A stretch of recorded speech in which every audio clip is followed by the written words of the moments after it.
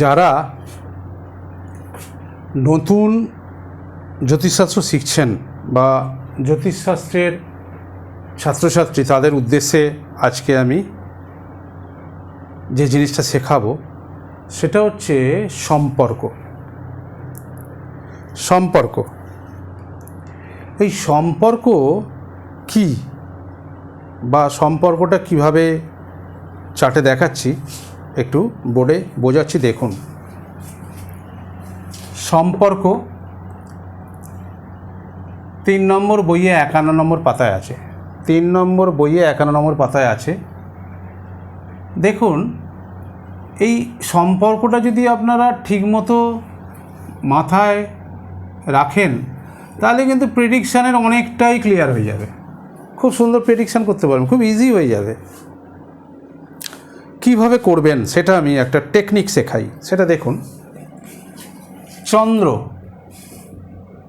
এই চন্দ্র হচ্ছে মা বা রানী, রবি বাবা বা রাজা, যা খুশি।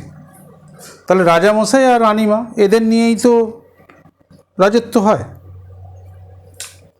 তাহলে দেখুন, এটা যদি রাজামশাই হয়, এটা যদি রানীমা হয়, রবি যদি রাজামশাই হয় বা বাবা আর কি, পিতৃকারক গ্রহ, মাতৃকারক গ্রহ, তাহলে রবি যদি বাবা হয়, রাজা হয়, এটা যদি মা হয়, তাহলে বাবা আর মা এই দুজনের থেকে কি হয়? সন্তান হয়।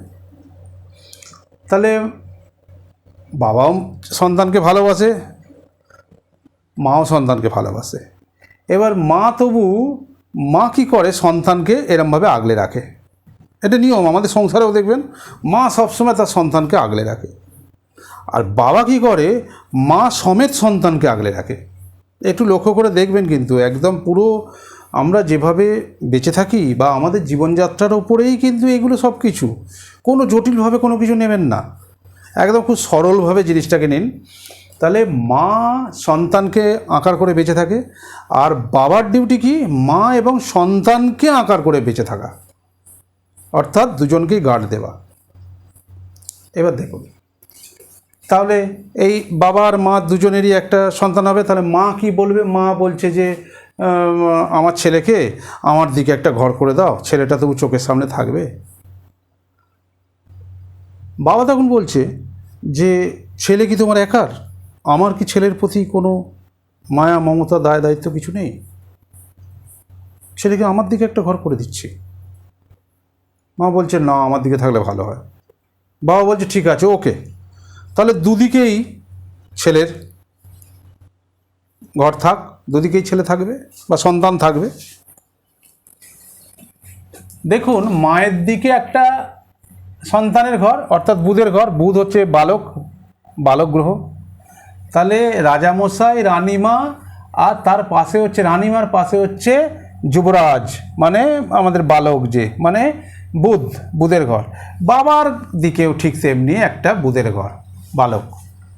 তাহলে মা এবং বাবা দুজনেই সন্তুষ্ট, দুজনেই হ্যাপি, দুজনের দিকেই গল্প ছলে বোঝাচ্ছি, এটা কোনো এর মধ্যে মানে কোনো অন্যরকমভাবে নেবেন না, জাস্ট যাতে মাথায় ছাত্রছাত্রীদের গেঁথে যায় সুন্দরভাবে, সেই জন্যই বলা। এবার দেখুন, বাবা এবং মা দুজনেরই উভয় দিকে তার সন্তানের ঘর, অর্থাৎ বুধের ঘর।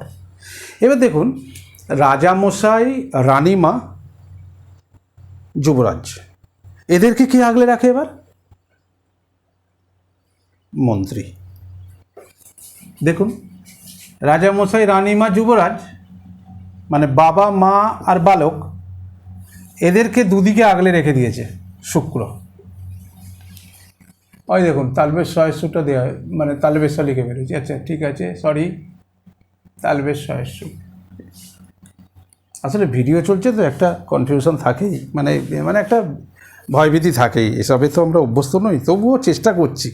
অনেক লেটে এলাম আমি, বহু পাঠক পাঠিকা এবং ছাত্রছাত্রীদের অনুরোধে আমি এই আপনার কি বলে এটাকে, ইউটিউবে এই ক্লাসগুলো দিচ্ছি, একটু দেখবেন। এরমভাবে তো সত্যি কথা বলতে কি আমরা এইভাবে বড় হইনি, আর এইভাবে এত ফোন নিয়ে এত অভ্যস্ত নই। একটু আধটু টুকটাক যে ত্রুটিগুলো থাকবে সেগুলো একটু মার্জনা করবেন। হ্যাঁ, তবে চেষ্টা করব কিভাবে সহজ সরলভাবে আপনারা সাবজেক্টটাকে শিখতে পারেন সেই দিকে নজর রাখবেন, অন্য কোনো দিক যেন দেখবেন না, তাহলে অনেক শুধু ভুলই দেখবেন আর কিছু দেখবেন না। এবার দেখুন, তাহলে দুদিকেই মন্ত্রীর ঘর, মন্ত্রী হচ্ছে আগলে দিকে দিয়েছে। এবার দেখুন, কোনো রাজত্ব, কোনো রাজ্য যদি বিপদে পড়ে, যুদ্ধবিগ্রহ হয়, তখন মন্ত্রী কাকে কল করে? সেনাপতিকে।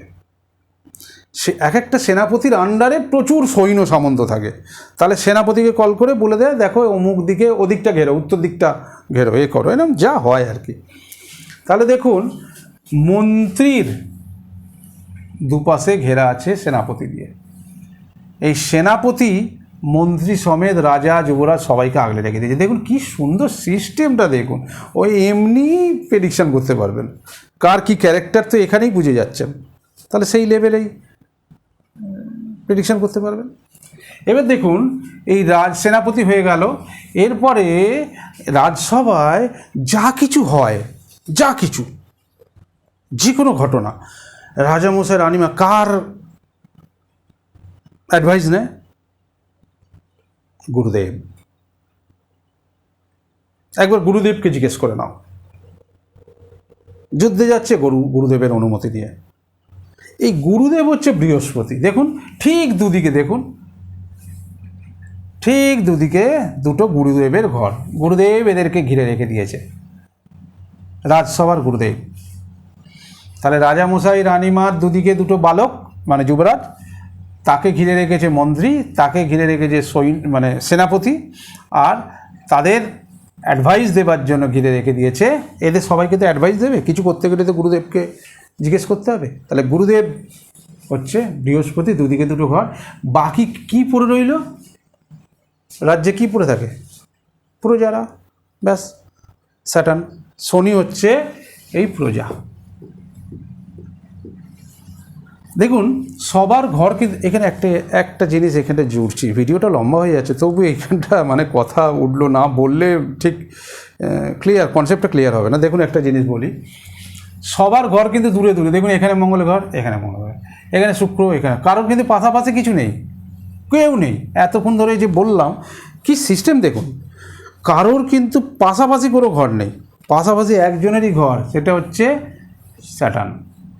এই স্যাটার্ন পুরো 60 ডিগ্রি কভার করলে তবে স্যাটার্নকে ছাড়া যাবে। ওই জন্যে কী বলে জানেন, আমাদের কথায় আছে, সুখ ক্ষণিকের জন্য, আর দুঃখের রাত, বিভীষিকার রাত বা দুঃখের সময় কাটতেই চায় না, এটা আমরা বলি তো কথায় কথায়। এখানে দেখুন জিনিসটা, এইটা জাস্ট আপনার মাথায় গেঁথে যাবে, কথাটা বললাম এই কারণে। দেখুন 30 ডিগ্রি একটা ঘর, 30 ডিগ্রি একটা ঘর, তার মানে শনি যাকে ধরবে একদম পুরো 60 ডিগ্রি কভার করে। শনি হচ্ছে দুঃখের কারক গ্রহ, এগুলো সব পরে বোঝাবো। তাহলে দুঃখের কি মজাদার জিনিস দেখুন, দুঃখ যাকে ধরে চট করে ছাড়ে না, একদম পুরো নিগড়ে চুষে নেয়, তারপরে ছাড়ে। ঠিক দেখুন সবার আলাদা আলাদা ঘর, শনির কিন্তু পাশাপাশি ঘর, দুটো পরপর, মানে একদম এখানে ধরলে পুরো 60 ডিগ্রি রাস্তা কভার করে দুটো ঘর, মানে কত বুঝতে পারছেন, এক একটা ঘরে 2.5 বছর থাকে, তাহলে 2.5 5 বছর। এগুলো সব পরে পড়াবো, কে কতদিন থাকে, কত ঘন্টায় কত, এ সব পরে। ওকে, এখন যেটা হচ্ছে এইটা যদি চোখের সামনে যদি থাকে, তাহলে একটু ভিজুয়াল এটা দেখলেন, ভিডিওটা দেখলেন, তার সঙ্গে একটু যদি আইসেফ হয়ে যায় বইটা, টেক্সট বুক ধরে ধরে পড়লে না পড়াশোনা খুব ভালো হয়, বিশ্বাস করুন, একবার করে দেখুন, খুব উপকৃত হবেন। একটা বই রেকমেন্ড করছি, এই বইটা হচ্ছে এডিয়ান পদ্ধতিতে ভাগ্যবিচার, প্রথম খণ্ড, লেখকের 3 নম্বর বই।